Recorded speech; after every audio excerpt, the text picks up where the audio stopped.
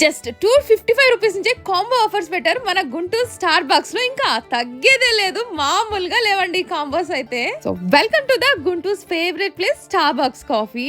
ఇలాంటి combo offers కాదండి, ఈసారి అయితే డిఫరెంట్ గా వేరే లెవెల్లో ఉంది. మీరే చూస్తున్నారు కదా క్రౌడ్. సో కాంబో ఆఫర్స్ చెప్పేస్తున్నాను.